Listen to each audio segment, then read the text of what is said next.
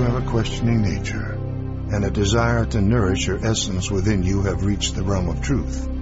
Live from inner space, it's the next sequel to Interactive Enlightenment, brought to you by your host, Seven Bomar. Enjoy non-stop breakthroughs, advanced knowledge, and self-discovery to the core of your very essence. Join us as we map the blueprint to the cosmos and dissolve the mysteries of the Matrix. You are now connected to the Keymaker.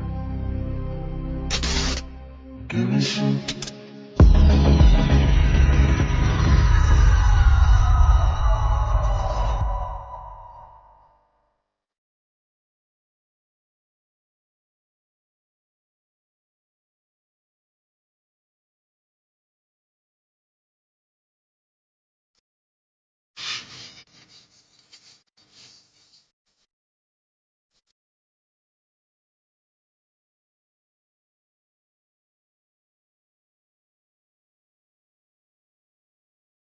Wholeness and balanced vibrations to everyone, and well, we've made it to an amazing time in the expansion for everyone. Obviously, the Keymaker series has been highly anticipated, and of course, we're on True Frequency Radio, so this is an amazing collaboration. And of course, it took us quite a bit to get back into broadcasting on some kind of regular basis. So obviously, I'm going to be loosening up a little bit and oiling the old machine and getting ready to bring one of those amazing, expansive conversations that we always have. And, the first thing I wanted to say is that once again, it's great to be on TFR. I wanted to send a special shout out to Chris and Cherie Gio for putting this together and for making it possible, because obviously with so much to do, just for me personally, hosting another platform and, doing all the stuff that Chris does is, a lot. As you've heard probably in the previous show, we face quite a few different things. And in that, you have to spend time doing that. So this is a great opportunity for me to continuously reveal many of the things that I'm discovering in real time. Obviously, I continuously expand with the message, and I don't always have the opportunity to bring that to everyone. And so this is one of those major efforts in doing that. So the Keymaker show is really designed to really answer the toughest questions related to spirituality that are out, period.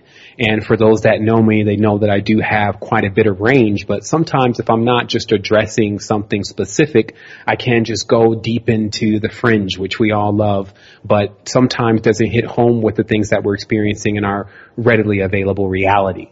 And how the Keymaker show works, just so you understand the structure, very briefly, we do have about 3 breaks, and those take place every approximately 30 minutes. And so we have about 3 minutes and 3 breaks in a 2-hour session. And during this session, I'll be answering questions that you actually would submit to astroquest.com/ask.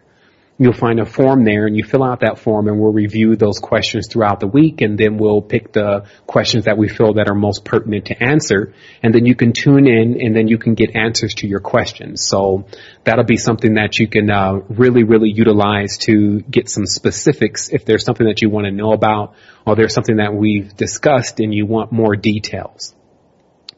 The next thing that I'll say is that obviously, it's been quite a last 3 months. There's pretty much no one that I've run into that hasn't experienced some level of turbulence as we go into some kind of grand, some say it's a planetary alignment, some say it's cosmic, some say it's just most necessary. I feel kind of it's a mixture of all of those, and it's basically where we're now really seeing that we have to make these decisions in our lives to determine what we're going to be doing next, how we're going to be functioning on this planetary plane, and in what condition we're going to function in if we're going to be conscious people. Because one thing that I did also notice is the regular sleepers, I call them the plutoniums, those are that are the furthest away from the source, didn't seem to be experiencing much of any change, because it's always chaotic for them, a chaos that they've grown quite resilient to, I'll say, versus those who have drawn closer to their source or closer to their soul have experienced the changes. And what I'll say is the turbulence even that occurs within their consciousness and also within people around them when that major change is taking place. And so we've had people around us that have literally become planetary resonators. And in that, some have come off balance and some have crashed into our world and others have left or jettisoned themselves into other orbits. And so we've all been experiencing this. So today I'm going to be talking a little bit about what causes that and also how to begin to navigate those kind of fields and also avoid it entirely. And I feel like that this message is very precious. And for those that are listening today, this is something that's especially for you because we have a very synchronistic connection. And that connection really allows us to begin to experience the same things and very unique parallels. And that allows us to share based on experience. So that way we have answers and responses based on experience. So what I've always used as a personal defense against when something may happen that may just throw my life offline is I tend to come back harder. I've kind of always been the individual that, okay, if you're going to turn up the fire, then we're going to see who's going to burn up first. And that to me is most necessary when you're delivering this kind of message, because there'll be all types of turbulence and things that attempt to allow you to cease and desist. And I think that everyone experiences that in their life in some way, that we have challenges and we're encouraged either to quit, because there is an encouragement to quit, or we can encourage ourselves to actually go stronger. So I've always been the type that just goes stronger in it. So this is a prelude to that. And as I said, I'm getting warmed up here. And what I intend to do, not only today, but henceforth, is once again launch the all famous content war. And for those who are familiar with my message, remember years ago, there was literally an effort that we went on to begin to push out more conscious information on a higher caliber. And at a certain point, we did literally have so much information out on the internet about the real stuff, Kundalini, third eye awakenings, those kind of things. I felt that we had won that content war, and indeed we did. But now I feel like there's a new change in things as Earth is constantly changing and our existence is constantly changing. And so it demands of us to adjust our message, just as messages from 3,000 or 4,000 years ago have to become more innovative to the times that we're living in. So for me, it's time to launch that again. And this is, to me, I use the term war because there's disinformation out there, meaning that there's literal lies that others put out, and some people study things and don't come to the right conclusion, and you know how it works. So there's a lot of information that can kind of cloud the judgment of others who are looking to get information that's spot on and correct about what they may be looking into. So we're going to begin to bring out more of that truth. So it's ideal that we do that through Truth Frequency Radio, so that way we can really start to narrow things as far as the confusion and get rid of the confusion entirely. So I'm going to start today by talking about what has really been going on in the planetary system that has caused this major influx. And what I will say before I talk about that, though, is that change is conflict. And I'll say that once again, change is conflict. That the moment that something needs to change, generally there's some type of friction that occurs before that to make it change. Even when you switch the light on, there's a friction that goes on between the terminals. There's a friction that goes on between even the plastic. So that friction it causes a change. So anything that you're looking at in life, you can see now if it's causing you a conflict, that there's a change that is necessary. And we're encouraged to face those changes, seeing that we're constantly in a changing environment. Millions, if not billions of cells die in the body every day just to change you into what you're yet to become. But never let anyone narrow you down to something that's simple or something that what I would say is repetitive, or something that doesn't have value and something that's unique. Right? We're all very, very unique. So never let anyone tell you that you don't have something very unique going on with you. There's no one size fits all in this. You have to find exactly how you can align yourself with your higher truth to experience what you need to experience in this reality. And the only thing that we offer is we offer great advice based on experience, and also based on things that we've learned every day and in our lives through spiritual journeys and through physical journeys that have helped us traverse the same terrain that you're traveling yourself. So for me, it's also been, I guess this is now the 6th or 7th year of looking deep into the occult nature of the reality. This comes from symbols. This comes from religious structures. This comes from secret societies. This comes from even science. It comes from fringe. So I've gathered all this information and also this experience to make more of an innovative approach to how we perceive what's going on in this reality, because let's just face it, no one with a presidential authority, let's say, or has a real title has actually come forward and said, hey, this is how we got here. This is the meaning to life. It's always left as a mystery, while most of these stations and these larger factions and groups only focus on just the minute problems of day-to-day life, which seem to be rather repetitive. So it does take courage to go out every single day or every single moment in your consciousness to find something new and to find the meaning of things when the mass majority around you have no clue and don't want to have a clue about it. And so one of the major things that I've noticed is that there's been a release of this energy that can be called dark matter energy into our reality. And that is what has shaken things up a bit. So if you're looking for a specific reason to why does it seem to be more chaotic? Why is there so much energy flying around? And it's because there's a lot of dark matter energy that is floating around, and few know how to utilize that energy. So we're going to talk about that tonight, because obviously the dark matter energy is something that the ancients were more familiar with and utilized in their creation process. In fact, it was the beginning of the creation process. It is the material that's used to begin the creation. It's the rough cut stone, if you may. And so what I found out is that this dark matter energy for us mainly translates into what we call sexual energy. It's very deep. It involves the creative force. So we can see in our world that clearly there is a great misuse of the sexual energy, as it is a great misuse of our creative energy. Meaning, if you look into military-industrial complex and even the science and laboratories, big pharma, big chemo, all this knowledge that they've discovered about the plants and the animals and the minerals and the elements have been abused and misused to create things that harm us and addict us. And so that creative energy is being misused. And that's been going on for a while. But what happens when you get so much of that energy? And then it begins to fill up the entire environment, and it can, in a certain sense, become maddening.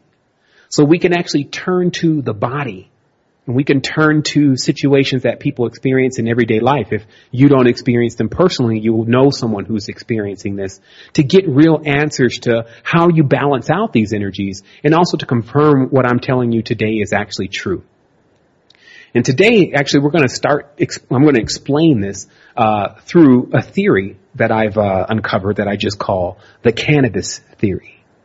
And I find it rather relative because there's a lot of cannabis use going on in the reality right now. And as you can see, the government is beginning to endorse it. And on all of the major outlets, you see it on CNN. And so we always have known that anytime the governments begin to endorse something, maybe we need to take a closer look at it and to see whether it's in our favor or not in our favor. And today I'm not actually here to tell you what you should and should not be doing. I'm here to just lend a couple suggestions so that you can understand, or as I say, understand things better, so that way you can get through your experience as smooth as possible. So the cannabis theory begins with understanding exactly what the plant is and what it actually causes within the body and within your structure and your consciousness. What allows cannabis to make people more creative. Because there's a numerous amount of people, almost countless, that have invented things like music and logos and even grand theories and lots of those kind of, what I would say, innovative approaches and inventions into the reality with the use of cannabis. And so when we look under the fibers of it, literally, what we find is that cannabis is actually a female plant. That the plant that people smoke is the female. The male, obviously, is hemp.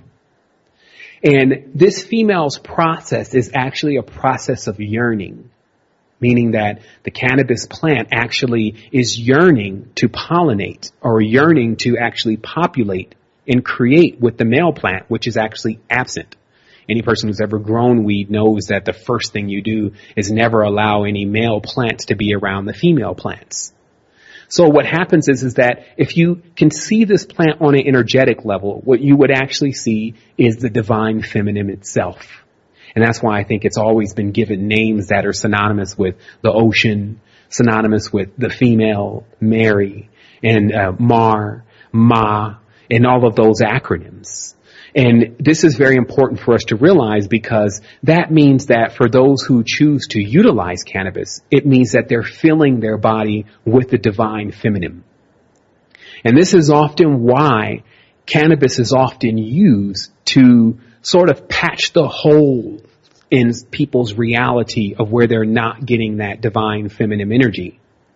Cannabis can become somewhat of a panacea or cure-all for people's situations and things that they're dealing with in life. If they're experiencing anxiety, they may smoke cannabis. If they're bored, they may smoke cannabis. If they feel uncreative and dull, they may smoke cannabis. And so what happens is the reason why this plant has become so popular in use is because the reality itself and our interactions with the organic feminine forces has been at an all-time low.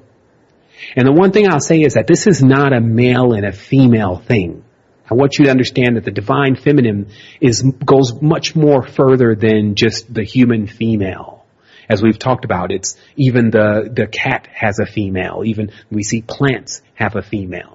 We see frogs, there's females. So it's what's behind those eyes, the force that's behind those eyes that we're talking about, that fills up every single body, whether you're quote unquote a male human or a female human. So at any point where we lack that divine feminine force, whether it's the love from our mother or our grandmother, whether it's the love from a significant other, and what we even see in a moment is whether it's the lack of creativity at any aspect, whether that's having a child or having what we would say is a project that you're passionate about.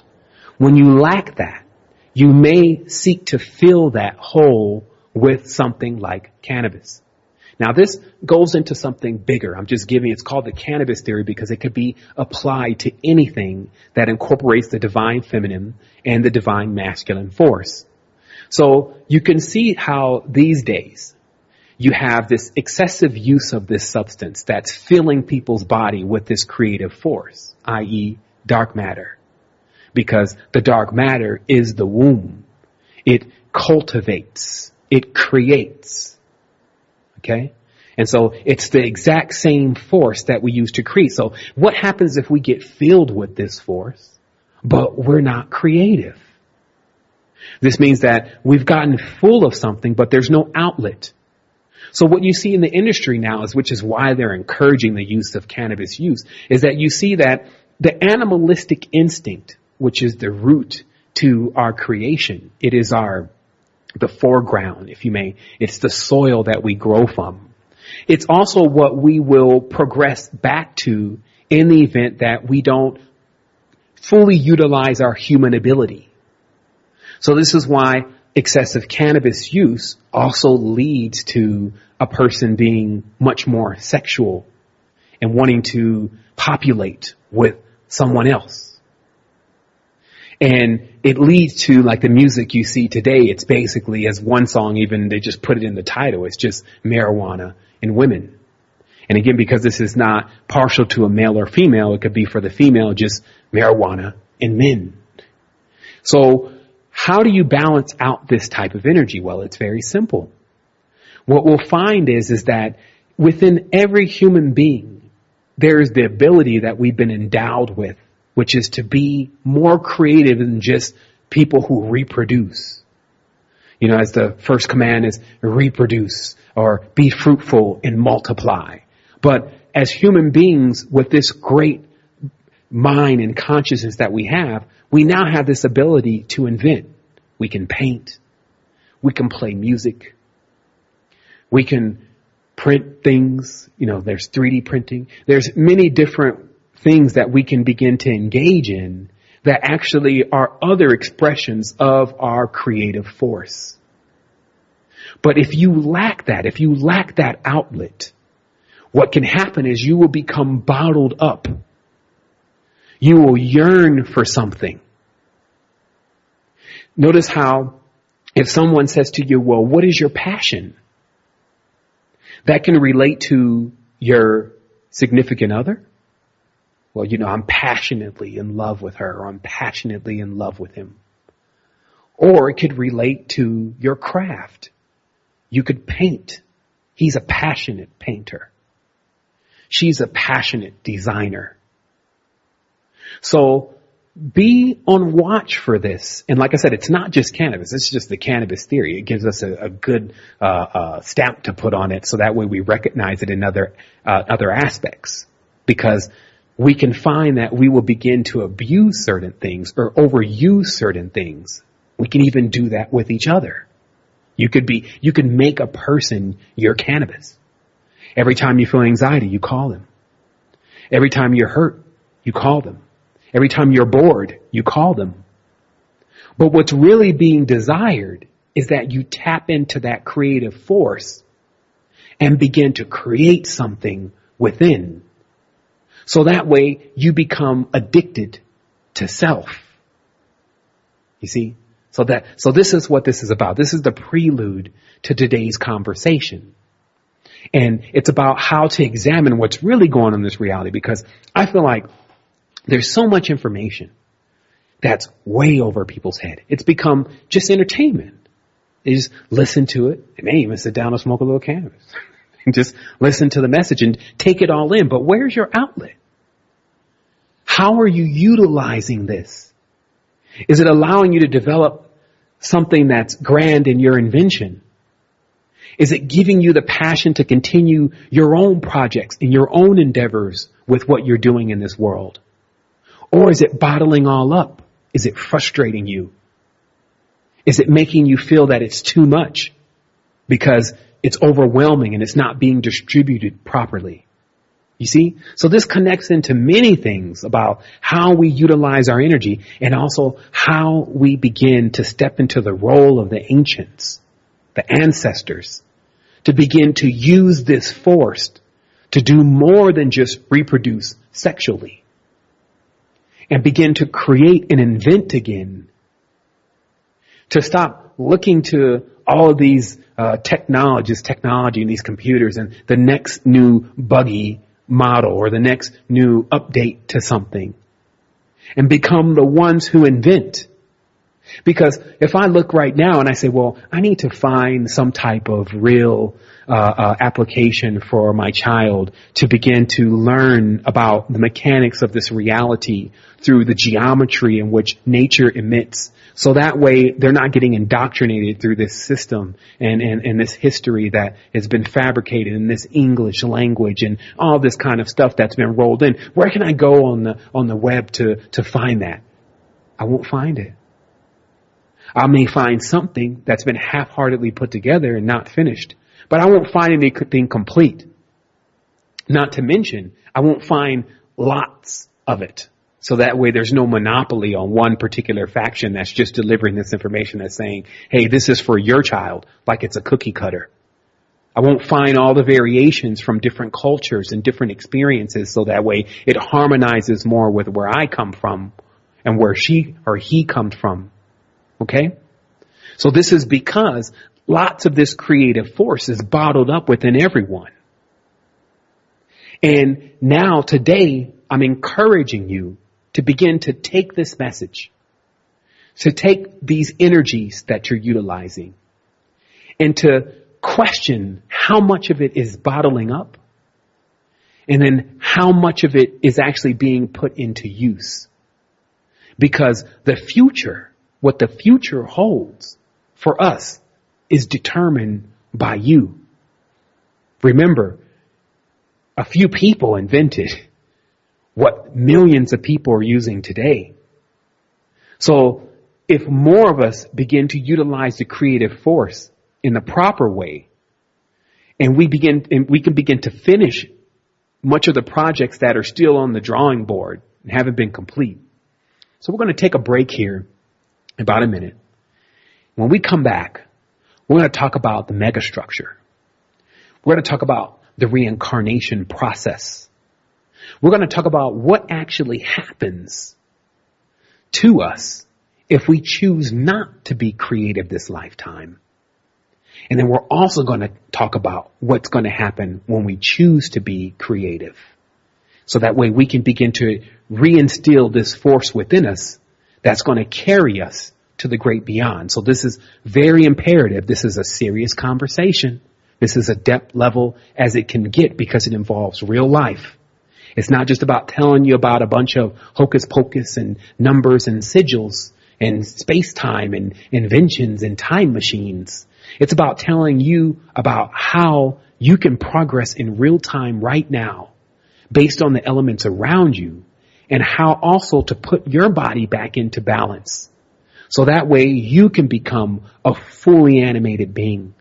And so you can see beyond time and see beyond space and then see yourself there and then connect with what that is. So we're going to be going into this break. I wanted to say again, thank you to all the listeners and to those out there that have tuned in and have plugged themselves into this collective that we all are a part of in order to share a much greater level of knowledge with each other.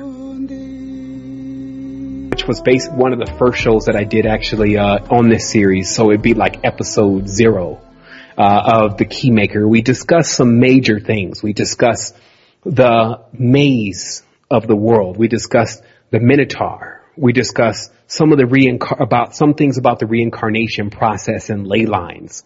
So today I plan on finishing up that message because there were some things that I discovered later on that synced right into what was being explained there, especially about the reincarnation process. So the first thing I'm going to get into you about, I guess so. Yeah, it's understanding. So here we go. So the first thing is that you're either taught this from the time you begin to comprehend, or you teach yourself based on experiences. And what I'm talking about here is not just occult knowledge. I'm talking about the way of the world. Because I noticed that you definitely have people that have read, let's say, the Laws of Power and, a lot of Robert Greene's work and, The Art of War. And they've even taught their children this. They grow up in households like this. And these are the owners of these major companies and what we call third party. So because they've been taught that since they were knee high and since they begin to comprehend, they function like that in the world, like it's just normal for them. It's normal for them to look out for themselves. It's normal for them to get over on good people. Okay? So you have to realize that that's the way that they've been bred.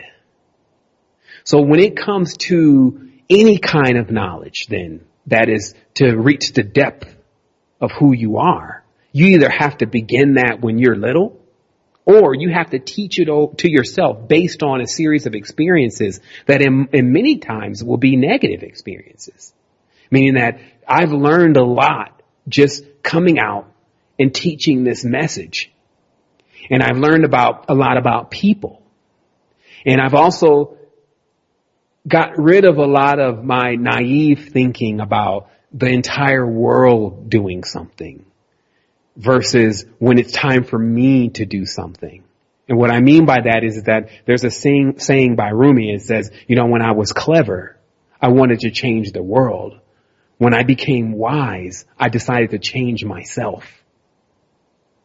And what that means is that we can often make statements and not even know the full ramifications of those statements until we begin to look within and say, well, how hard is that for me to accomplish on my own? It's hard for me to change myself. So how much more difficult is it for me to change the world? I'm going to have to go through these experiences. Some of those experiences are going to be what we call negative. So the world's going to have to go through these experiences, and some of those experiences are going to be what they call negative. But in every aspect, these experiences, they serve you. They become your master for a moment to teach you something. And then once you learn that, you become the master over that. So remember that in this system, this megastructure that we call Earth, this vast organic mainframe, there's only the master and the slave. And it functions no different as a computer. The computer has a master drive. For anyone who's ever worked with computers, you know you have a master drive. And then there's other drives that they're called the slaves. And you have that because the master drive is how the computer boots up. It goes to that first to find the information. And then the slave drives, they just hold the information. But notice also, there's no difference in the equipment. Meaning there's no difference in the masters and the slaves of this reality. 2 arms, 2 legs, and a head. The only difference is how they're hooked up. So in the computer world, to make a drive a master or a slave, it's simply putting the DIN switch on in one area or another area. It has nothing to do with the drive. The drives are all the same. So take that as a metaphor that there is no difference between you and even the who would say they're the greatest and the Lord of everything, except for how they're hooked up or their connections. Notice how if something happens and you need to get yourself out of a situation, how many connections you have at time determine if you can get out of that situation or not. So we see in the reality that's replicated with politicians, so-called controllers. They have all these connections, and that's how they get themselves to the top. So today what I'm going to teach you about is how to broaden your connection with the cosmos. We're going to leave petty earth squabbles alone, and we're going to talk about broadening, something called the broadband, the broadband connection. And it's about how to become the connector, not the terminal. Because remember, on a battery, the terminal is the positive and the negative. And when you're the terminal, you know, you only can be that. You can only either be positive or you can only be negative. But when you're the connector, you bridge both. And I'm telling you, this may not be as valuable to many people now as it will be when you start getting a little bit more mature. When you start becoming wiser. When the clock starts running into, you know, you're getting older and you start realizing that, hey, it's up to you to figure this out. That you will perish here. Like it's not a game. Nobody lives in time forever. You will go beyond time. And you need to figure out what exists there. Not in order to not be like so many people who just, you know, they, until the lights shut off, they're still in that same state of mind, thinking that it's all, you know, just, it's running on auto. And in fact, it is. The reincarnation process will kick in. Everything will proceed as it normally does. You will be nothing more than another zodiac. And you will come back into the system again, not aware that you were here before. And it will begin to play itself out once more. And that will be the experience that you call life until you go beyond. So this is about being the connector. So positive and negative is what we should address first. And also why in these days, so-called quote unquote good people are going to begin experiencing, as they are now, more turbulence in the future. And how to position yourself properly so that you're not experiencing that. Because as you know, there's a whole thing cooked up here. They call it the last days, you know, and Christians will be persecuted. So in quotes, they say basically good people will be persecuted.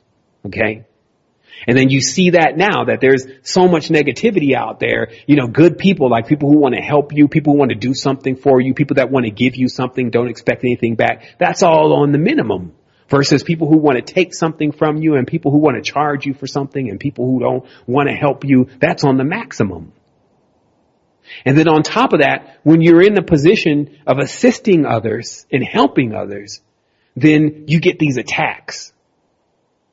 that you feel like that you don't deserve, because after all, you're here trying to do something good, right? So the truth is that there's more than just two poles, even in duality, in retrospect. So in duality, you got good and bad, right? That's what most people sum it up to. But let's take it into another scope. You have light and dark. That's in relation to color. You have hot and cold. That's in relation to temperature. So you see, there's more when you start to examine this quote unquote duality. It's not just saying that there's two poles. It's saying that there's two aspects to a myriad, meaning tons, millions, billions, trillions of different integers. So it's not just about just two poles. It's about what decision you're making at each moment. And even more important than that, it's about how do you find the neutral zone? Because some have actually confused neutral with being good. When you say, well, I'm just neutral, and that means you're the good one. It goes in their mind. It just goes to good in their mind. But that's not what neutral is. Neutral is not good or bad. So what I'm saying is that we have to find neutral. We have to be able to fully define neutral in our consciousness. And the way that we do that is we begin to examine closely how that plays out in the esoteric world.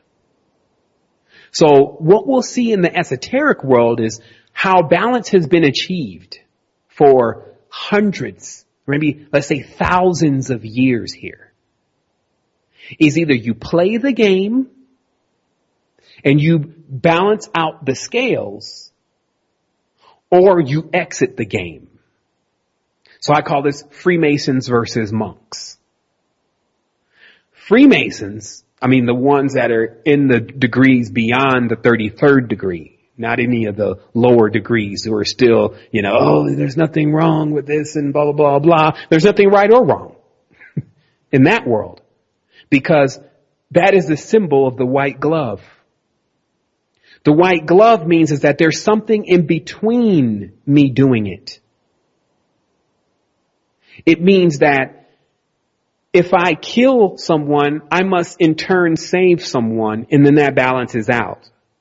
For those who may think that's preposterous, they may have not read the deeper works. That's why a Shriner will do charity. And every Shriner is a Mason. In the higher degrees, you must do both good and evil in balance. And because you're constantly exposed to these two chaotic fields, it becomes a very difficult thing. It's just called playing the game. That's why there's a chessboard there. Now, the opposite end to that, but equally as difficult, especially at 2015, is the monk lifestyle. This means that you basically retreat from humanity and you put yourself into a solitude and you create as little vibration as you can.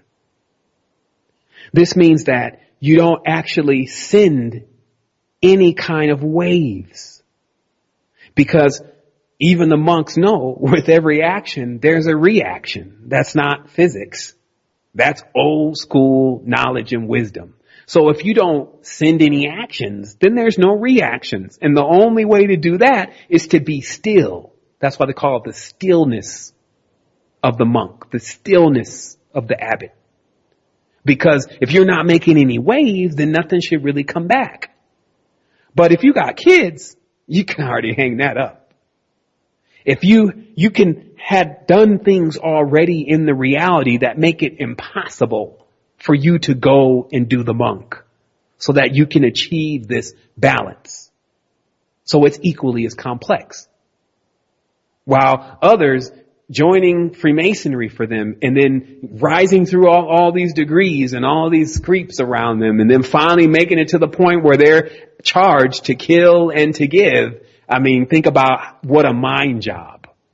Equally as difficult. You see, so you have two different spectrums, but both of them have the same level of complexity. So what's needed here is a hybrid version of neutrality. So I started thinking about this. Now remember, this is real stuff. Like, again, when you start really asking yourself the questions about what you need to do here, not how you're going to appear to others, not what you're going to say next that's going to make others listen to you. And generally, if you're talking, you're not listening. If you're typing, your brain cannot be on receive. It's only on send. And that's what I was saying about it's somewhat like a attention deficit. So much divine feminine bottled up in creative energy, it wants to create right now, but it doesn't know what it's going to create. So it just creates these little words. All of our energy then funneled into something that can't even conduct the level of what we are. That's why art is so powerful. It's not words. It's an entire creation, an embodiment. Other integers are used, paint, sculpture, to give more of an expression of what we really are. That's the use and a partial use of the creativity. You know, if you wanted to be really creative, you in a sense need to write volumes as big as War and Peace.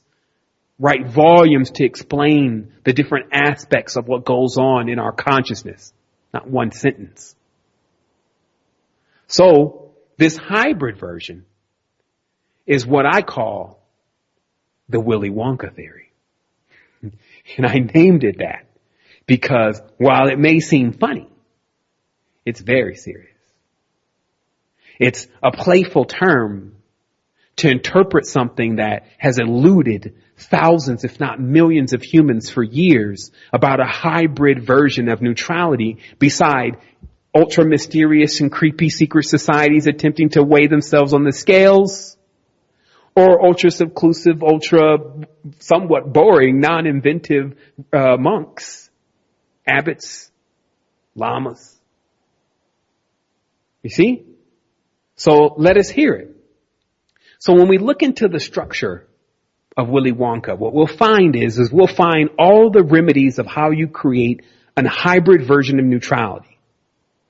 So the key thing is to never let anything stop your creativity and your want, your desire, and your compassion to assist.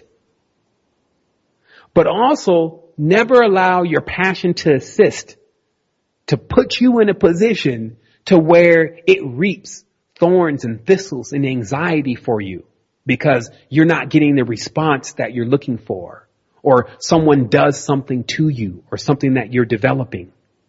There almost needs to be somewhat of a barrier or a wall between you and them. So notice how Willy Wonka had placed himself inside of this castle or palace that he had created for his inventions. But he never stopped giving those treats and those treasures.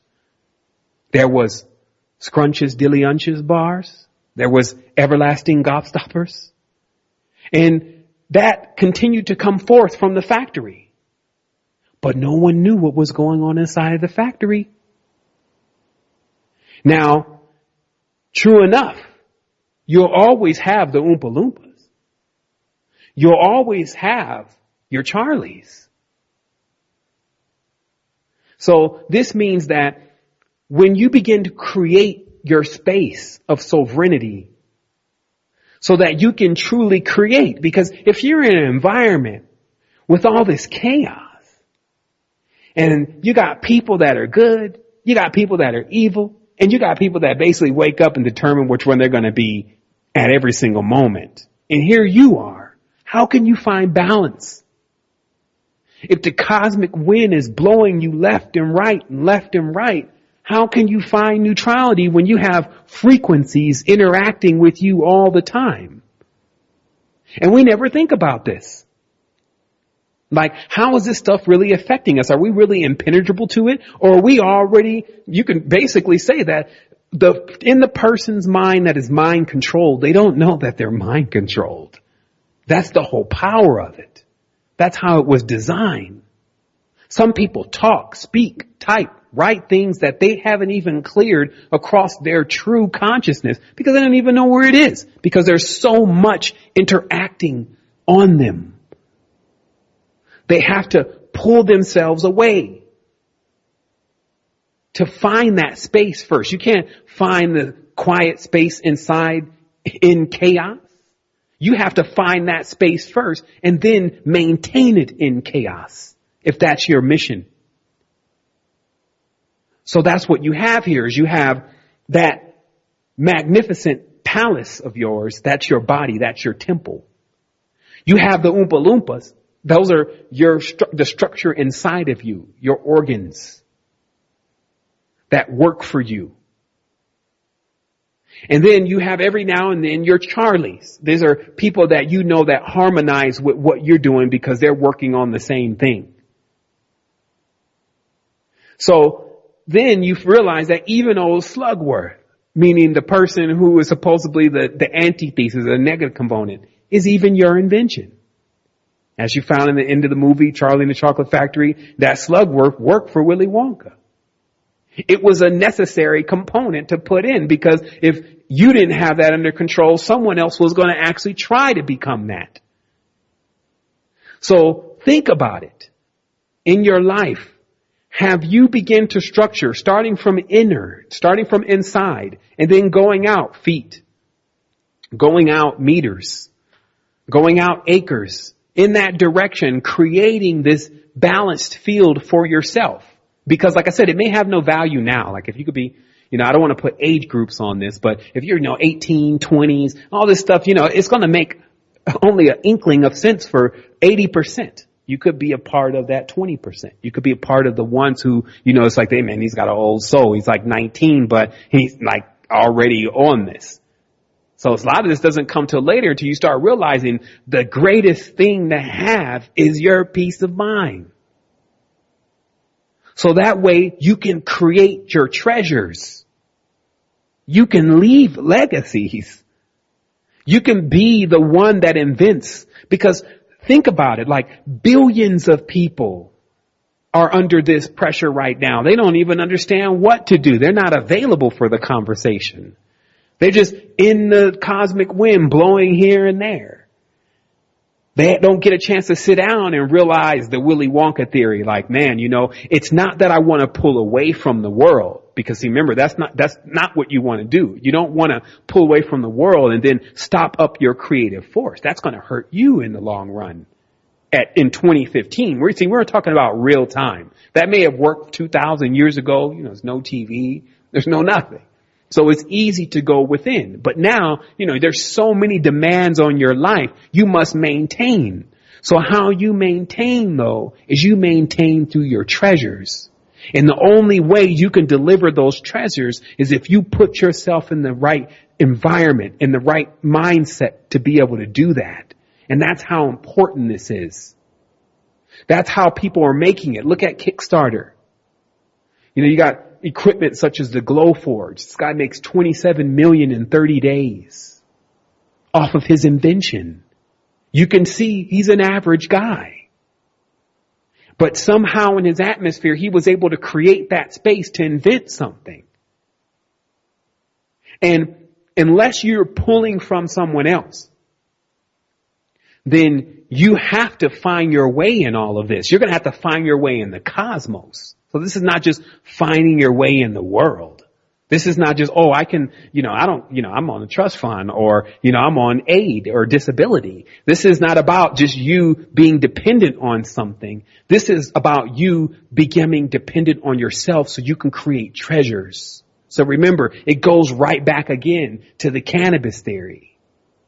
If you depend on something else to spark your creativity, and you can't spark your own creativity, or let alone when your creativity is sparked, if you don't know what to do with it, if you don't got any outlets for it, how is that ever going to benefit you across the timeline?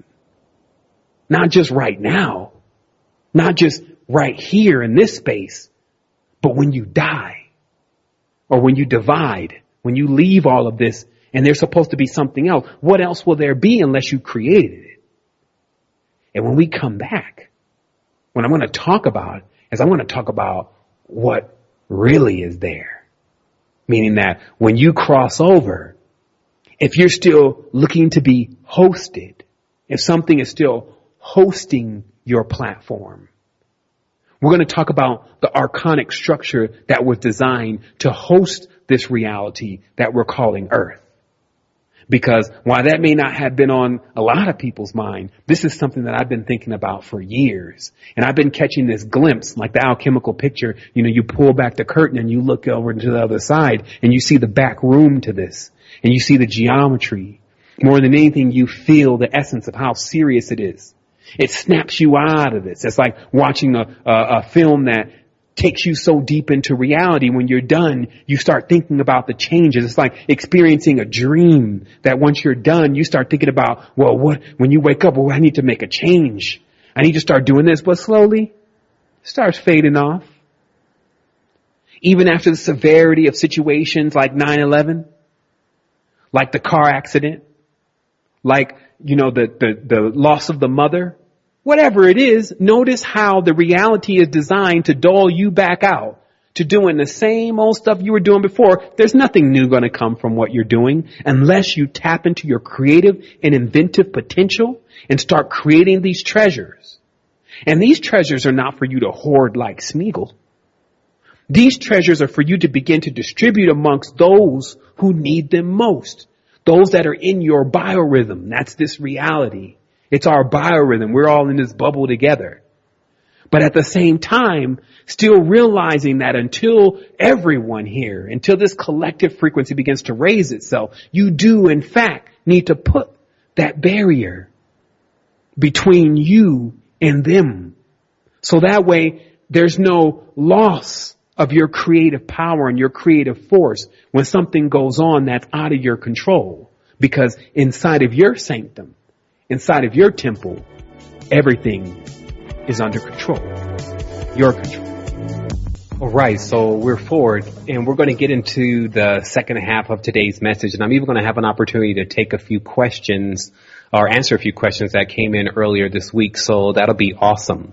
So now we're going to get into the deeper part of this. You know, this is where we make that daily, or actually in this case, it'll be weekly dive into continuing what we know about, the megastructure. So there's definitely going to be some major revelations and some things that click for a lot of people. And again, this is a continuation of what we discussed the last Keymaker show, what I'm calling episode 0, in regards to the archonic structures.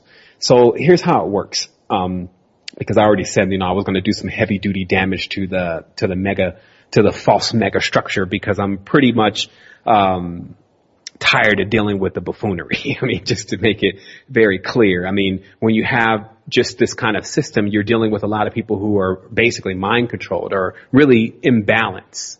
And so what that leads to is they often attack those who are attempting to deliver a message of clarity and expansion, and they don't even know why. So, but every time they attack, what I'm going to do is I'm just going to keep bringing it heavier and heavier. And that way they realize that the worst thing to do is just to keep attacking. And so somehow that should rectify the system in itself. So either way, it's going to benefit us. So this is a win-win situation, I'll say. So the main thing that you have to understand about the reincarnation process, so that we're going to have to switch gears here a little bit, is so when you die or you divide, okay, because the word die, as in dice, means two. And even the God of this world, as it said, is known as Deus or Dios. It means it's the dualistic God known as Deus Pater, meaning the divided father, the double-headed Janus, a two-sided coin, which is known as the coin or term means Khan or Kohanim or Cain, meaning a priest king. Okay, so this is the foreground to understanding the etymology behind the structure, or the cadman. Okay, now obviously the cadman is a male-female. It's a hermaphrodite, an angel, if you may, that is non-gendered, meaning that it has both sexes. So it doesn't need to procreate. It is self-created. Okay, so that wraps up the entire riddle of the body. Okay? Now, this body is what you will see being maintained over the planet Earth in a system that we call chakra centers. Okay? Just like in your body is maintained through its organs. And they know that the organs connect to the chakra centers.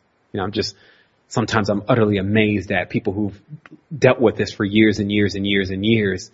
Even, just years and years and years. And they just never come to the conclusion because they're afraid to come to the conclusion within that the bodies are what have been created. And that these bodies are an agreement.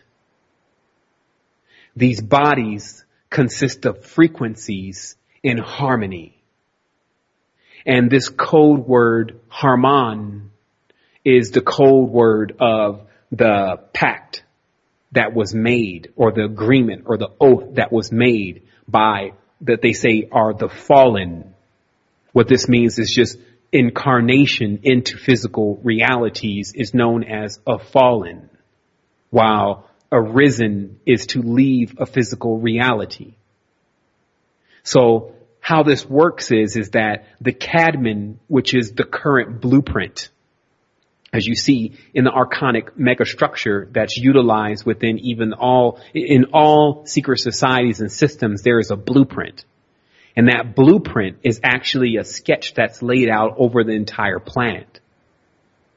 And that blueprint is in homage to a specific being who, in many tenses, is centered. From recent information, I've got some positioning. And this is when you take from the Great Pyramid and you use that as the 0 degrees. And you bring that line down into 0 degrees latitude, 0 degrees longitude. It brings you into the heart of Africa.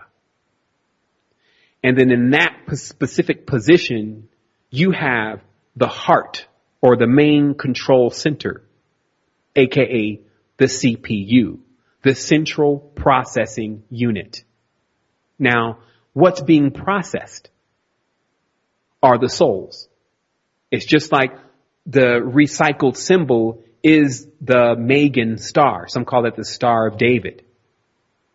This Megan star is 2 interlacing triangles, giving you 6 or sex. The 2 interlacing triangles coming together creates a point in the center. That's why they say our 6s are with our 7s. So that means that the creation from 6 or sex is 7. That's the birth of the uniting of the masculine, the upper triangle, and the feminine, the lower triangle, aka the penis and the vagina. So that is the symbolism that's used even in the flower of life in all generative principles, because that is the geometry behind the central processing core. And how the core unit works is it has divided itself through the ley lines. The ley lines are the same thing that you see on a circuit board. From the original core, you find that there's lines that go out from the central processing unit. And those same lines, just as it'll tell you in books like The Old Straight Track, and a person who's a medium or a spiritualist that's been on the other side says that, oh, well, spirits only travel in these straight lines. Those straight lines are the ley lines. That's why the craft in Freemasonry is to continue those lines, to continue those lines and build those microcosmic cities that connect. So that way, even from New York, the ley line will run all the way back to the central processing core for processing. Because that soul, once divided from the body, will still remain polarized with whatever it chose to do that life. That's why it's always, it's politics. They want you to choose one or the other. Everything's about choosing one or the other, not being neutral, not doing the Willy Wonka, but to become either this positive or this negative force. Because when you do that in your life, if you're just a Libra and you catalyze yourself to a positive or a negative Libra, then you're going to go down a certain channel through the system to the central processing core. It will process you and then release you And they say that the time span is 49 days for the reincarnation process. You will be back out on a diametric opposition and you will reincarnate into the system. And that's how the processing works. Now, if you want to find the connection to this, in the Egyptian paintings, you'll find that during the embalming process, they have what's called the canopic jars. And the canopic jars are when they take the mummy, they remove the organs, and each organ goes into a specific jar.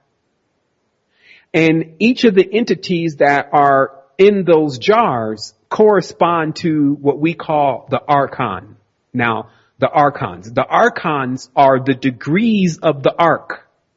In 360 degrees of the central processing core, in each arc, which is basically a degree. It's degrees, and each degree is different. That's why 100 degrees is not like 50 degrees. So in each of those degrees of the arc, that is the polarity. That is what the person corresponds to, because that's the organ they correspond to. But the ancient knowledge says that one in particular, known as Baal Hadad, was the one who really had the most workers. Meaning that when they say, I'm a builder for the king, it's a builder for Baal. And Baal happens to correspond to your bowels. So this is why most people have, 80 to 90% of the people on the planet have trouble with their bowels. Because they eat all this crazy stuff. They think all of these crazy things. And then when it comes time to get that toxin out, they don't have the hearth. They don't have the fire. They don't have the passion. They definitely don't have the compassion, which is the compass to Zion. They don't have any of that to navigate themselves out of the bow. So thus, just like you see in the tarot card, they remain chained to Baal, who is given the symbolism of the devil or the horned one, because he resides it resides at the central point of the body. And many return to that stage because of not mastering that. And that's why in mysticism, there's a metaphor that you have to master the devil. What it's basically saying is you have to begin to master your intake. If you eat any old thing, if you don't cleanse out your body, if you don't even care, you don't even think the body is somehow a component to your level of consciousness, then Baal's already got you. The Lord of the world, the King of kings. It's the only place you can have kings. You see, that's why they say it comes through the woman, because without coming through the woman, it can't get into the physical reality. No king is born in the world unless it's come through the womb. You see, so all this connects on a very deep level. That's why life is so serious. That's why anytime someone gets into a major spiritual experience, it gets creepy and scary for them, because now it's real. See, when they can play around in the illusion, which is what Baal built.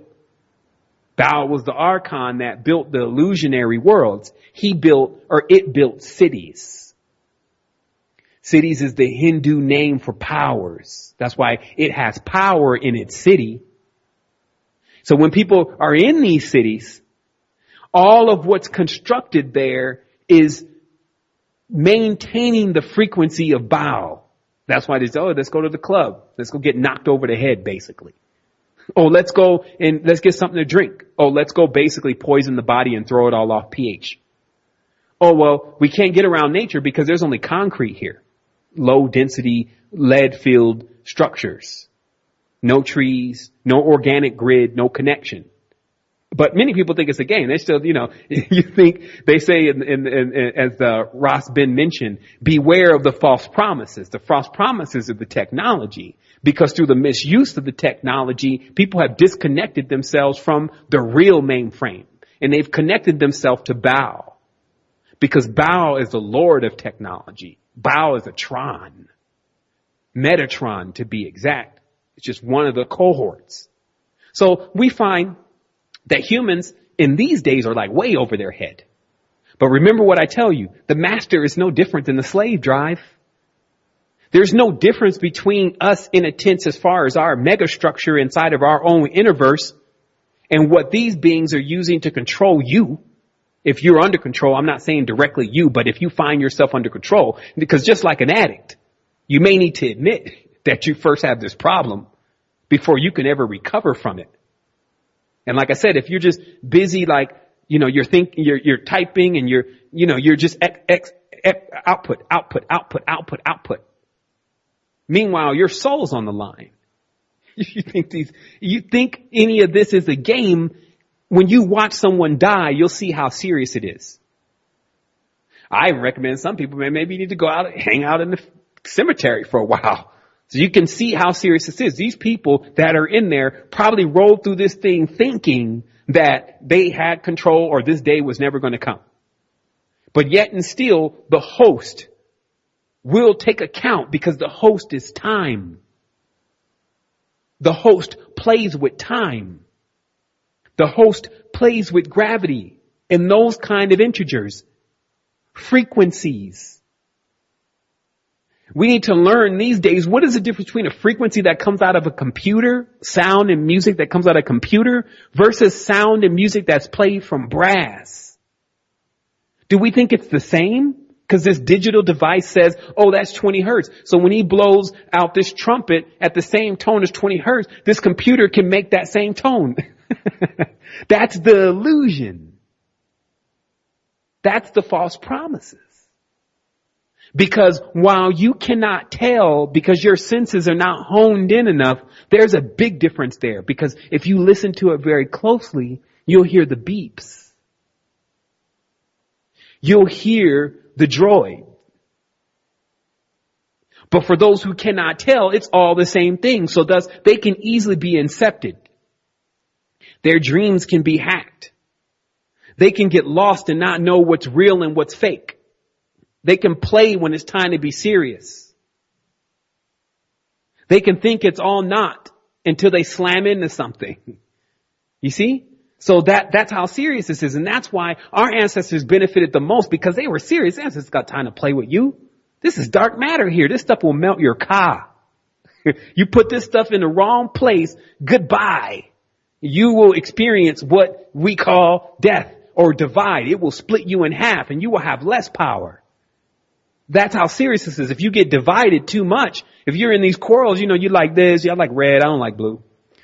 Man, I sure do not. I don't like it cold. I like it hot. See, now remember, these are all integers that we just think are two things. It's either one or the other. But there's a myriad, as I explained earlier, of these different decisions that we keep making. And it's just dividing. So finally, when the last divisor comes, that's the one with billions of zeros and ones. Then we find ourselves out of our league. I'm not as smart as a computer. I can't do the calculations that a computer does that fast. And then we start leaning on an illusion. And to a point where the tones, the sounds, the vibrations, the frequencies, we can't tell the difference between real and fake. Now, my dossiers say that 1999, they already ended what we would say is a real organic world and already put everyone in that's not disconnected from this illusion and reconnected in with the mother and the divine masculine, divine feminine into an illusionary reality, and they won't even know it. They're just almost soulless because they're in a reality with no souls. It's not that they didn't have a soul. They had a soul, but they're not in a reality that the soul is even a component. There's no souls in the computer. So when they turn themselves on to the illusion, if you don't know the difference, see, these are tools, but they're dangerous. These are like putting the gun in the hand of a child. See, I'm not telling you technology is evil. What I'm saying, if you can't master this, you will be mastered. You will be a slave to it. They will switch your den pin and you won't even know edgewise until you find yourself taking orders, until you find yourself being switched from one frequency to the next. Something's loading something on you, deleting something off of you, until you find yourself into that kind of experience. And then when it's too late, when you run out of space, when a bigger drive comes. See, all this is what happens to people every single day. They get phased out. Like those people who built those gigantic cities, those builders, they were all in the craft. They thought masonry was going to save them. When these droids came, they lost their jobs. They called them baby boomers. They can't even get on the droid. It's just too complex for them. It moves too fast. It's just, they can't pair with it. Right?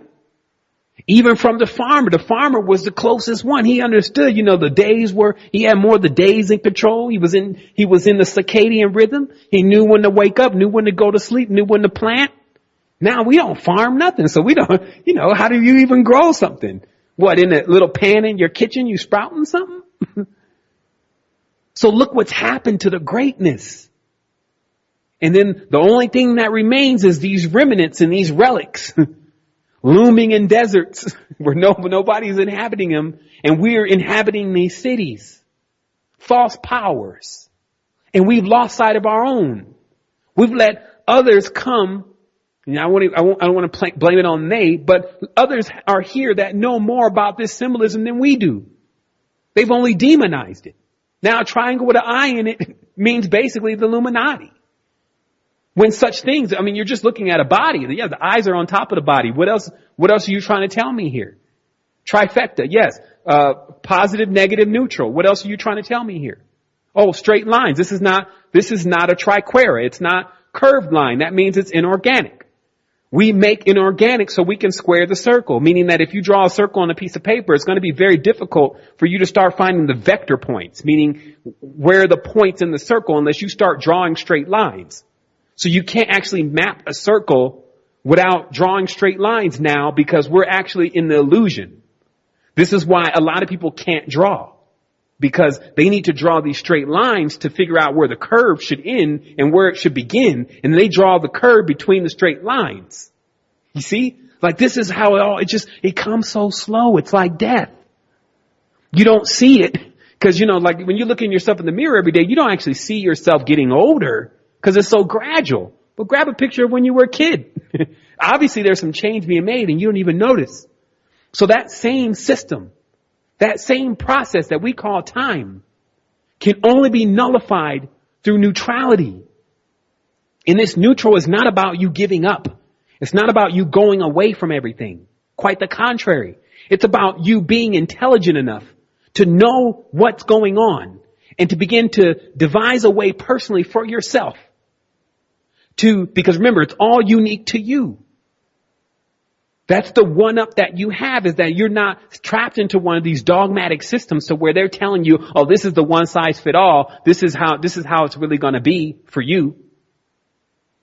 You're not into that. You're into, well, no, I'm more expanded. I need to listen to True Frequency Radio. I need to listen to 7. I need to listen to somebody else so I can get more of a perspective of this. So you're already on your way. And remember, this conversation is just to get you to be serious about this because time is running out. Not because I care about time, but because I want to end time. Meaning that time in itself, as being a component, has to be over with. And when we end time, we end Baal. That's how deep this is. Because Baal is time. That's the cube. That's what this is all about. This is about keeping you in time, but you transcend time. So just remember what I said today. Remember the Willy Wonka theory to construct around yourself what is necessary for you to begin to build those treasures. To be very, very concerned about your divine creative force and how that's being utilized.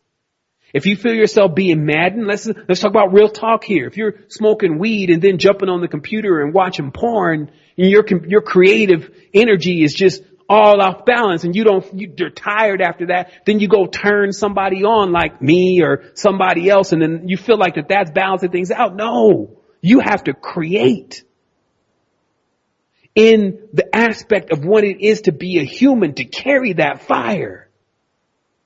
That fire was brought across the cosmos to come to you. Many thought that you shouldn't have it.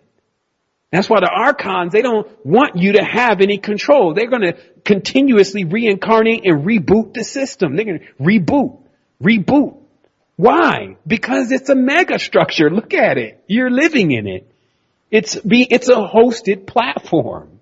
So in order to get to the space that's necessary to create your own, to reach that sovereignty so other sovereigns can join you, you can join other sovereigns. That means that you can actually go into somebody's space that has already achieved this without coming disharmonic with things, bringing your opinions in and bringing your negative energies in, or your positive energies even. You come in neutral and balanced.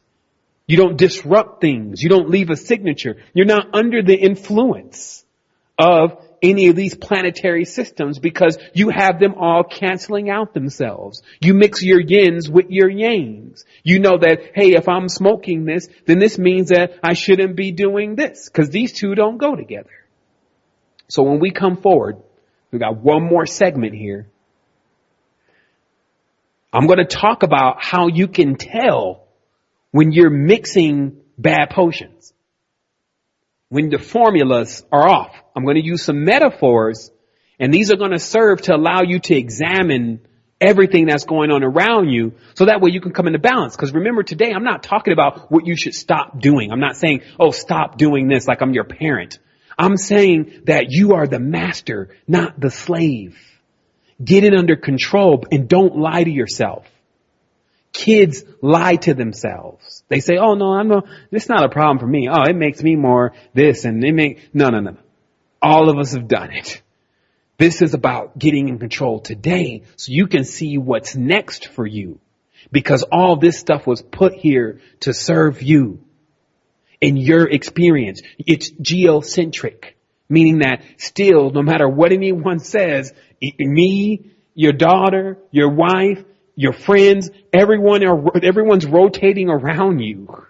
Like, that's just how it is. I'm not seeing through your eyeballs. So from you on out is where you build. So again, we're going to come back with that final half of the show. We're going to identify some things that just become like a checklist in your mind to let you know, okay, I'm mixing bad potion. So that way you can get on your way, because that's all I'm here to do. Is I'm here to enlighten you, to reinvigorate you, and to encourage you to do what is necessary in your space to get to that level that you really want to achieve in life and even beyond this life. So we're going into that last segment here, and we're about to go ahead and cruise through. And what an amazing time to be in. Like, personally, I'm just getting started. Like, I noticed that I've just had so much stuff to do, and even this technical thing can kind of get a little bit overwhelming because, at every moment, like building large sites is almost like building a large house. Every time there's something going on, pipe busted downstairs or whatever. So, so much time gets dedicated to that, just to hosting, the ability for people to connect, that, sometimes you just kind of get away from the things that, it's just, you just have to do it all. It's just octopus on this thing these days. You can't even say what's, exactly bad or what's right, or, what you should and what you should not do, etc. You just try to do as much as you can. So I just want everyone to know that I'm just doing as much as I can, the best that I can do to deliver this message. And I only can get better at that, especially the more that I continue to do it. And this is going on year 7 for me. So it's not like I'm a newbie to this. And a lot of what people are talking about now and what goes on in circles, believe it or not, has been originated from a lot of the content that we've pushed forth. So it's great to be a part of what people are building, but also to remember that we're all unique. So we each have something to add to this. And so feel free at any point to utilize what you've learned and to allow it to develop what you're working on personally. So that way you come into more greatness, because all is self. That's not something that can be argued against.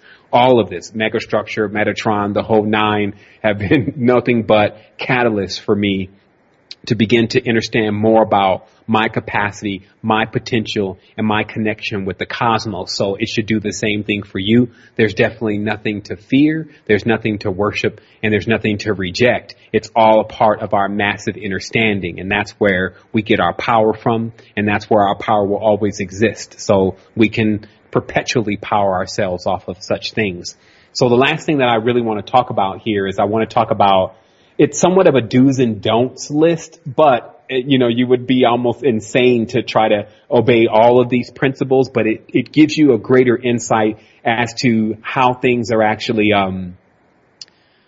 it gives you a greater insight of how things are put together. So let me just go ahead and start. So in this sense, it's kind of the conclusion of the cannabis theory, but it's basically about what happens when you get into states where you open up your chakras. So we won't make it specific to substances, because meditation can do that. Breathing can do that.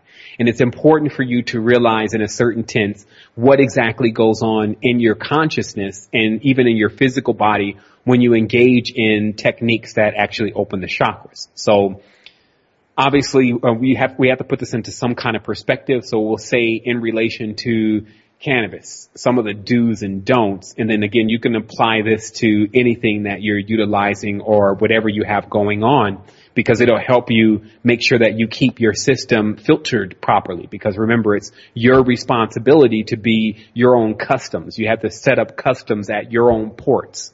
Your ports are your chakra centers. Those are actually the processing centers for your consciousness. That's why food goes through different organs to be processed. Vitamins, nutrients, minerals go through different organs to be processed. That's why you can ensure that when you leave here, there will be a process that ensues that attempts to filter you. And that's what we talked about, the reincarnation process, in order for you to be refined. Okay. And then hypersentience, because this is still part of a machination in a certain sense. It's a process, the reincarnation process. Hypersentience brings you to a point to where you can actually transcend that whole process. This is almost like not eating. So there's no reason for organs to be used to process anything if you're not eating anything. So those are the reference points for hypersentience. Just so this starts to make sense. It's like, well, wait a minute. If these are, some people can get confused. They're like, well, if this is the organs are the archons, and archons are, they can get all nuts about it. But realistically, if you look at it in this traditional sense and you see both sides of it, you see that there is a positive and a negative and a neutral behind every planet, behind every organ, et cetera, et cetera. So this is about how to get those formulas correct. So what happens is when you blow open your chakras, however you're doing that, if it just so happens that you're actually in front of an electronic device, what happens is, especially with screens, larger screens, they do throw out a great deal of frequencies. And those frequencies are coming across a certain band. Okay? And we discovered this even with working with scalar technology. And scalar technology was somewhat of a technological method of trying to heal the body. I only found that it was useful in charging electronics, like charging them to a level to where they actually seem to resonate.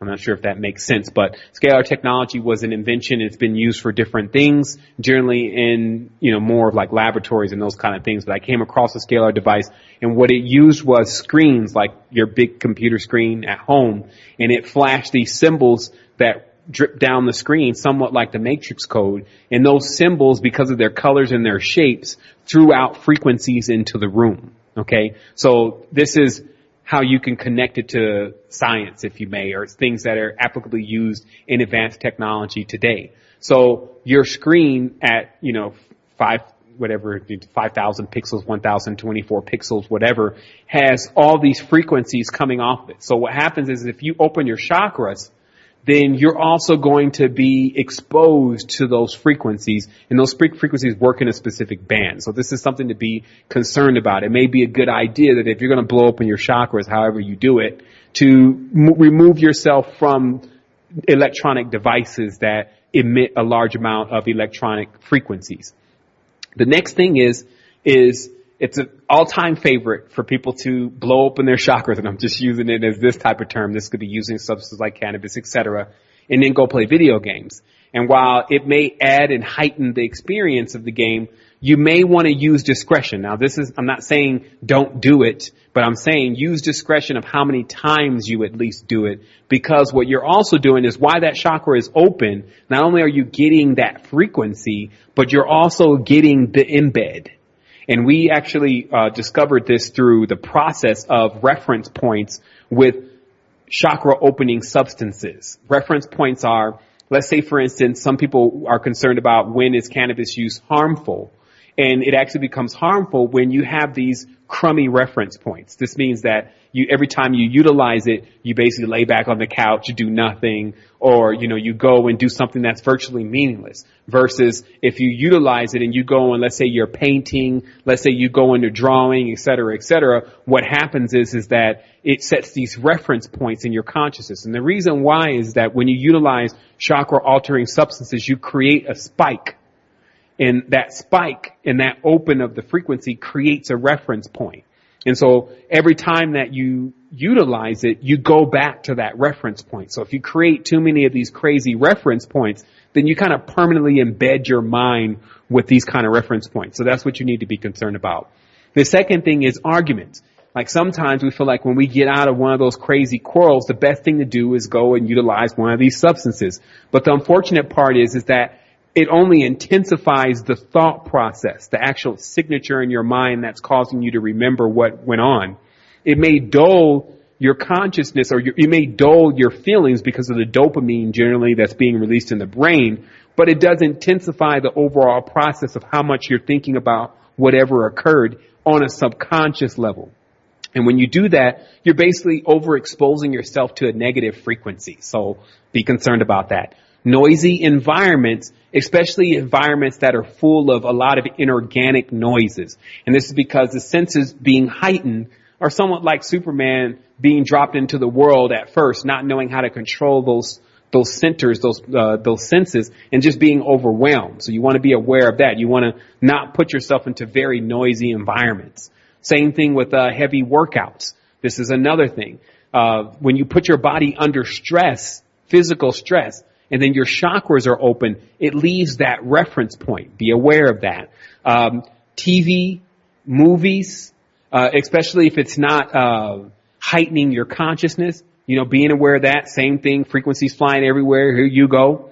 Anything over electronics generally. You want to be concerned about that. Now watch, if you take this checklist, because you can write it down when you hear the archive of the show, you take this checklist, you'll start noticing that if you choose to utilize substances that blow open the chakras, you'll see that in most cases, you're doing some of this. And this is what actually creates the issue. It's not so much the substance itself, because it could be a medicine in every tense, but it's actually the improper use. Just like you don't use certain medicines in ways that, you don't go and put it in your ear. So there could be improper use more so than the substance itself being the culprit to, what's causing are giving you some kind of demise or negative experience. The next thing is also meeting with strangers while you're engaging. And it's a major thing because your chakras are open and they're so open. If you're with a stranger and you're engaging with this substance with them, you don't know where their energy is coming from and what's going on with them. You leave yourself susceptible in another realm. Like if you have an active third eye, you can see this rather easy. But for those who don't and haven't blown open those chakras, they won't know what's going on, but you're actually interfacing with the person. So if it's someone that you don't know, you can make yourself become exposed to things that you later on manifest as something that you don't even know where it came from. Driving, and it's because you're not actually giving the substance the respect that it really deserves. It needs to be put into a space to where you can actually focus on what you're doing, so that way you can take it through its complete process. But if you're driving, trying to change gears, you're trying to not hit the car in front of you, and the red light and the dude in the traffic, the person honking the horn. So this is leaving reference points of chaos once more. Cell phones, man, cell phones is almost like top of the list, but that's also what a lot of people do the most because they get in their chakra opening substance and then they start flipping through the phone and then there they are with this device in their hand, which is where one of the major chakra points are. Palm of the hand, in the center or the bottom of the feet, known as the sole of the foot also. Those are major vortices there. So that's just sucking in all of that. Because you can't imagine that the energy that's coming off of a phone, if you put it on your chest, if you put it on your genitals, whatever, that it's not going to damage you because it's got radiation coming off of it. So if you're putting that on you when you also have your chakras open, you can, it's a no-brainer. But sometimes, you just have to go through this stuff in order to understand what's really happening and why you may not be able to have that breakthrough that you're looking for, especially with your creativity and utilizing the divine feminine properly. The next thing is avoiding acidity. Like, a chicken, fried chicken or whatever, right on top of it.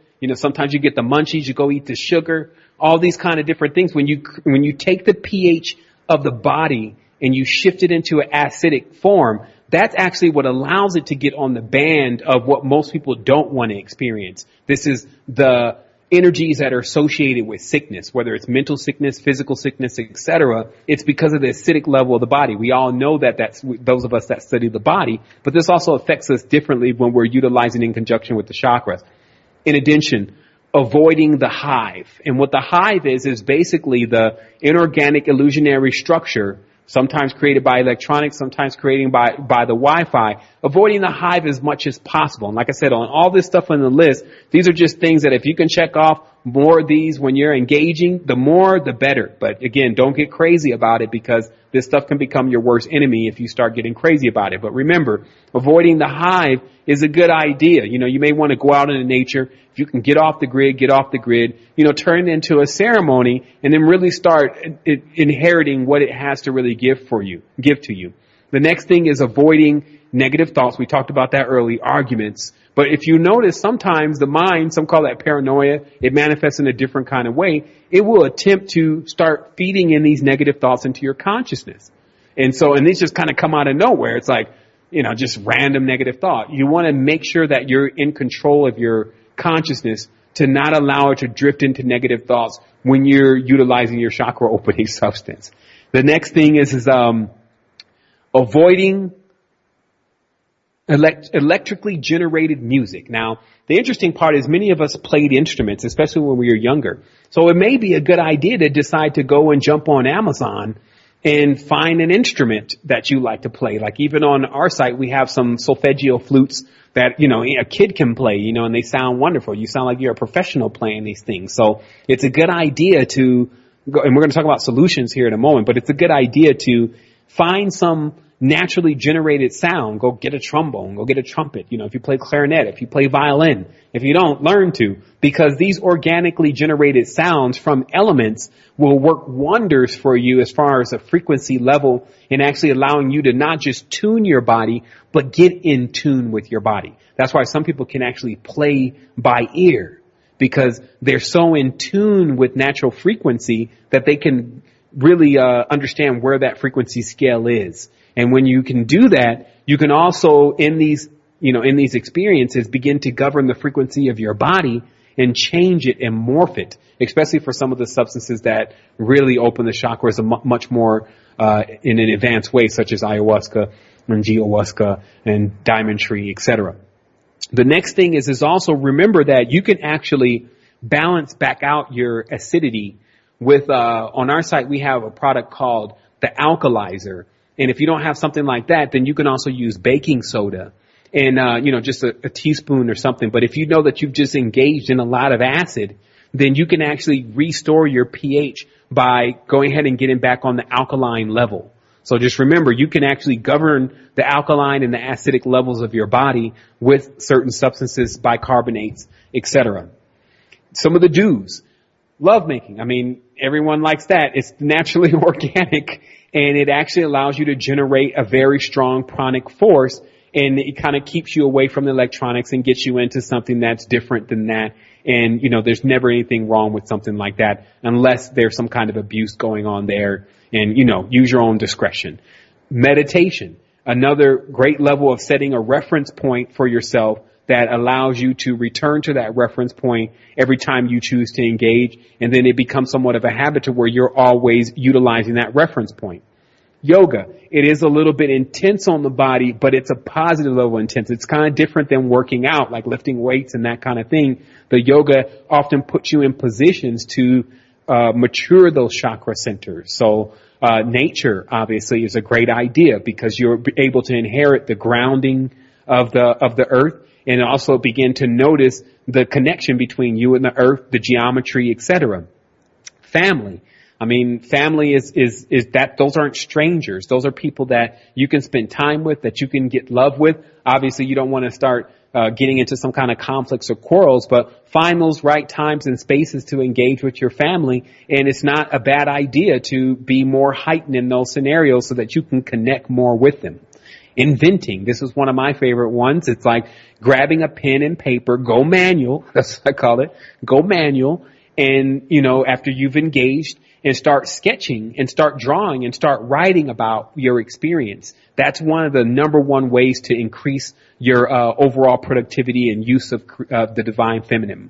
Again, I mentioned writing, drawing, for those who know how to draw and go beyond fancy stickmen, and also person-to-person talking when it's time to connect with that special person in your life, or even with your mother, your child. It's not a bad idea if this is a person that you're familiar with, if you're utilizing that, to go and have that conversation with them that will allow you to connect with them more.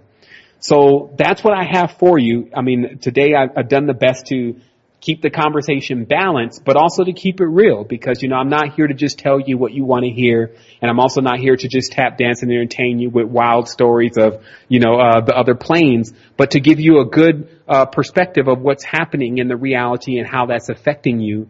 And then also how you can, in solutions, because this is not just about, smacking the hand and telling you what you should not do. This is like, hey, if you're going to choose to engage in this, still realize, there's a reason why we don't let 3-year-olds jump on this, 4-year-olds jump on this. You don't put a 4-year-old on the ayahuasca, etc. And it's because you have to have the maturity. It's the neophyte, the initiate, and the adept. And you need to be that on your own. You don't need a secret society to tell you about that. You don't need some guru to tell you about that. You have to do that on your own, because at the end of the day, you're the one that flips the switch. I can say whatever I want to say in here, and I can be as eloquent as I can, but at the end of the day, or at the end of the conversation, it's you that decides how exactly you're going to address all of this. So that's what's up. So there's one small part, because we got about 6 more minutes left, and I had, one question that was asked to me just the other day. And then remember, next show, we'll have the opportunity to answer questions. And also, if you do have a question, you can actually go to astroquest.com/ask throughout the week. Type your question. We'll get it. We'll put it into a symbol format, so that way we can, get it into, a question that everyone can understand. And then we'll have that question answered on the show. And in fact, that's really what I want to do more than anything, because obviously I have a plethora of knowledge. Everyone's heard me over the last 6 or 7 years. We haven't really said the same thing twice or over and over and over again till it becomes dry. And there's a lot to this, but it's easier for me to just project what you need, because I can pull these treasures out at any point in time. The question that was asked to me is, how do you address God do you address the concept of God to Christians and to people who are spiritually inclined, especially since we don't actually believe in religions and religious structures? And what I told that person is that obviously we have graduated from the concept that God is something external and God becomes internal. And you can check that in these scriptures, because it says, oh, you're a child of God. So that means that if you're a child of God, then that means that you are God. And so when you graduate from that, you realize that you are, in fact, the God. And you're also you are the one that determines whether or not you do this good or you do this evil. Just as in the book it says, I am God, I do both good and evil. So from there, what you have to do, though, is realize that now you're off the crutches, because God serves people externally that are not ready to make that step on their own. So it's also something that you have to be very concerned about. You just don't want to go and snatch the rug off from underneath everyone and let them know that the external God that they're worshiping is nothing more than, a figment of their mind, versus who they really are inside and how they're the real connection to all that there really is. And so what you really have to address with them is that when you graduate to that next level, you're now responsible for also keeping yourself in balance. With the responsibility does come the power, but there is a big responsibility for you to also keep yourself connected. And that's the main thing. So I won't be able to elaborate on it as deep as I want to elaborate on it, because there's just a few minutes left. But just to remember that we are, in fact, the gods. But we determine what we become based on how we're able to govern this energy. And then once you leave that island, meaning once you leave this whole idea that there's an external God, then very few people actually return to that. And that sometimes is what makes the adept, is because you're not able to go back into believing that there's this external force and you know that everything is within. So this means that, again, that you have the responsibilities of making sure that you govern the positive and negative energy that you're taking in, and then actually being the real Lord of your life and the real master of your own destiny. So that's what I have to say about that. And I'll probably address that again next show just a little bit, because I actually elaborate on quite a few more things about the whole concept. But that's it. And so yeah, there's 3 more minutes left. I guess I can, since there's I could accept callers and things, but I think it's just a little bit too late to do that. And so I'll just do some la-da-dee-da until the time runs out. No, I'm just joking.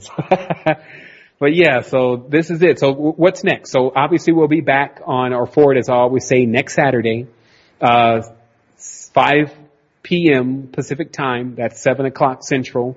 And we'll be getting into the next show of the Keymaker.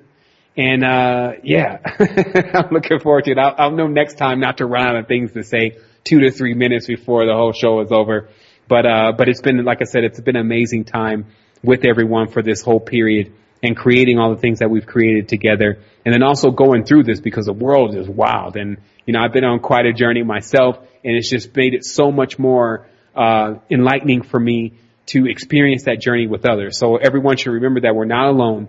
There is someone out there that's very close to you, not just like you because you're unique, but, you know, something that's everything that you're experiencing, there is one of us that is experiencing close to the same thing.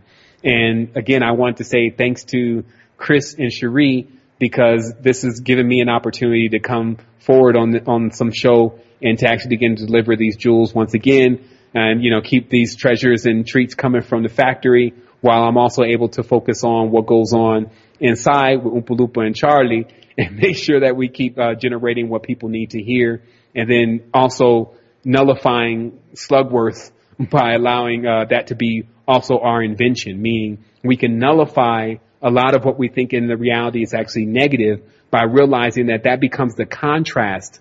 That becomes the contrast of our creation that we use to determine what's one thing from another. And so hopefully all of us can realize that in the conclusion of our expansion here on Earth, that all is self, that we can get into that great space to where we begin to enjoy one another as one, that we realize that our power is truly not in our division, but in our connection. And that we also begin to see that there is a space beyond this, beyond time, that's already being inhabited now. I mean, the party is already going on, and that we've never lost anything. And until we connect on the physical plane again, let us be certain that life exists infinitely and energy can never be destroyed. And know that your quest to perfection is total realization, and that realization is that all is self. So I want to say wholeness and balance vibration to everyone, and I'll see you next week. All right, we got 46 seconds left. So that's what's up. Maybe I can announce who's coming on next. Oh, also, if you wanted to check out the archive of the show, you can also check that out on Truth Frequency Radio. And then probably it'll be up tomorrow, if not Monday, on astroquest.com. So you can also check it out there. We do encourage you to support TFR to make sure that the message stays strong, stays live, and stays real.